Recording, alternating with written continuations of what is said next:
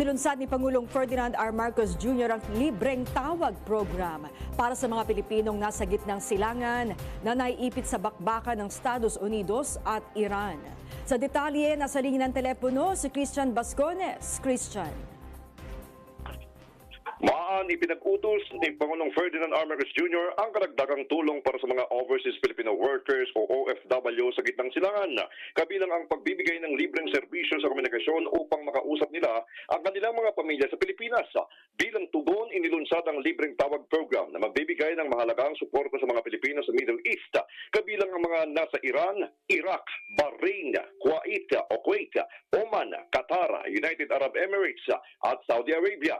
Bukod dito, magtatayo rin ang mga public telecommunications entities na mga libreng call stations sa piling business centers sa mga pangunahing mall upang matulungan ang mga pamilya sa Pilipinas na makontak ang kanilang mga mahal sa buhay na nasa ibang bansa.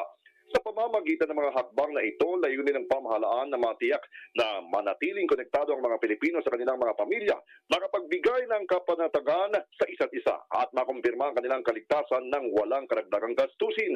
Para sa karagdagang detalye ng libreng tawag program mangyari, bisitahin ang Facebook page ng PRTV Prime Media at DZMM Radio Patrol 630. Samantala man, dumating na sa Estados Unidos ang Presidente bandang alas 2:45 local time yan sa New York para dumalo sa mga mahalagang pagpupulong ng United Nations. Sinalubong ang Pangulo ni Ambassador of the Philippines to the U.S., Jose Manuel B. de la Gallego Romualdez sa kanyang pagdating. Nakatagdang dumalo ang Pangulo sa pagbubukas ng 78th session ng Commission on the Status of Women, kung saan inaasahang ilalahad niya ang paninindigan ng Pilipinas sa pagtataguyod ng karapatan at proteksyon ng mga kababaihan, lalo na ng mga babaeng bata sa buong mundo. Inaasahan din na makikipagpulong ang Pangulo sa mga pinuno ng iba't ibang bansa sa ilalim ng United Nations o UN. Sa nasabing pagtitipon, ipapanawagan niya ang kapayapaan at kaligtasan ng mga sibilyan, lalo na mga Pilipinong naapektuhan at naipit sa gitna ng tensyon at sigalot na nagpapatuloy sa gitnang silangan.